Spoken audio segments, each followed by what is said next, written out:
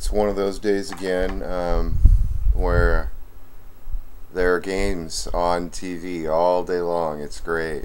You know, it's October 23rd. We entered Scorpio, the wounded one.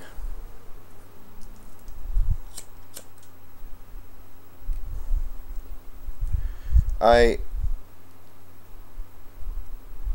never really got into sports, and the main reason was moral. I had a moral dilemma, and the dilemma was that I realized that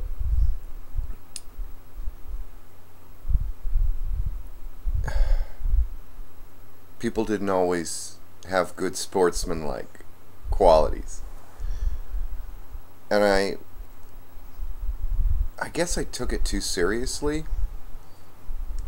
which is to be expected. You know, you get into a highly aroused state and of physicality, and you can tend to take things a little over the top.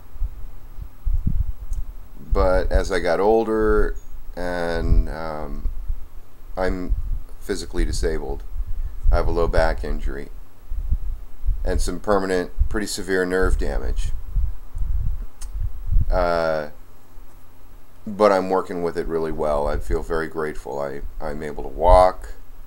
I'm able to exercise, all within moderation, all within my limits.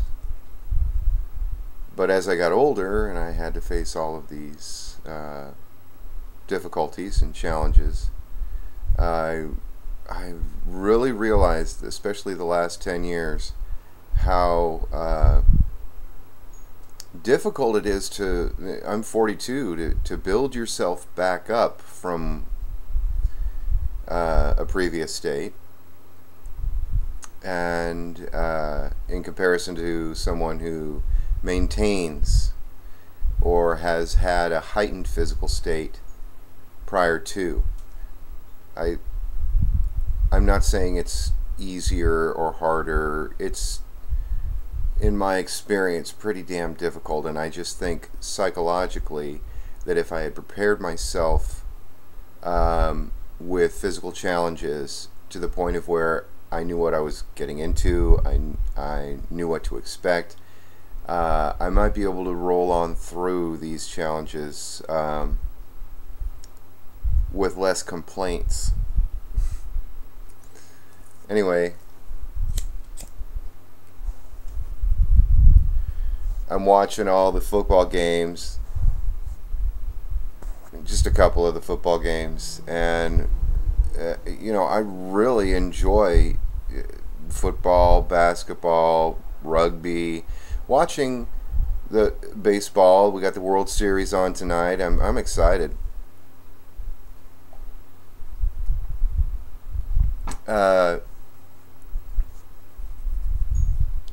I can do my physical therapy while watching the boob tube, and I'm excited. I see the object lesson of these guys being physical, and I want to produce it. It's duplicated in my mind. You know, a lot of people don't realize that the mind duplicates everything it observes, so it makes it easier. Anyway,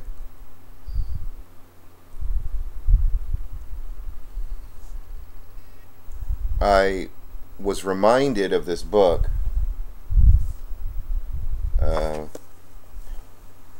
Religion and Magic in the Life of Traditional Peoples, by,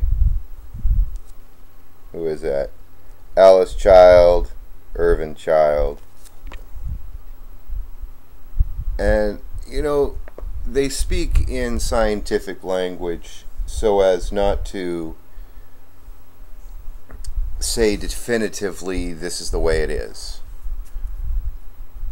But they make this interesting delineation where they say in traditional peoples, people who follow a tradition, which is basically what the elders tell them. They are informed of a myth that they follow that is told to them by the elders, who the stories basically go back in the day when so and so existed. This is what we live by. So anyway, they live by a tradition.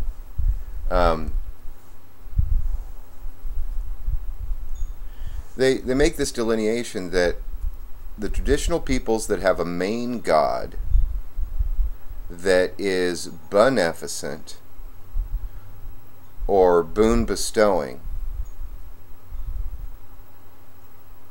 mainly play games of chance, which is reading the cracks in tortoise shells, throwing the bones and reading the bones. And it reminds me now of our current civilization's gambling. So we roll the dice, we see where the cards play out, that kind of thing. And then there's another kind of traditional peoples who have a maleficent god, which is law demanding. And these peoples have sports not of chance, not games of chance, but sports of brute force and strategy. And they are very careful not to say this happens all over the place. They are saying that this is a general pattern they happen to observe in the peoples they studied. So there's a caveat that says, I'm letting myself off the hook from trying to say that this is the way it is for everybody all the time. In other words, there's still a mystery in life. You can't figure it all out. But they notice a pattern. And I was watching a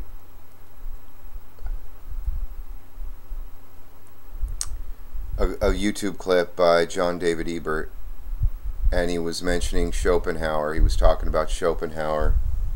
It was actually on Nietzsche's Birth of Tragedy, but in order to understand that, he had to explain Schopenhauer, some of Schopenhauer's ideas. And here's to you. I think you did a great job, and I appreciate it, because I realized as soon as you said that,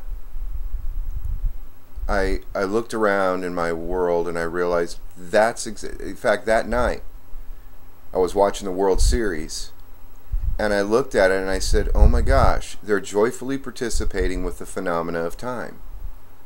And that some people get preoccupied rather than facing themselves. They would rather titillate their fancies by going and hitting a ball. I'll get preoccupied with the stuff of life, and then I don't have to worry about the deeper things. Where life stems from. And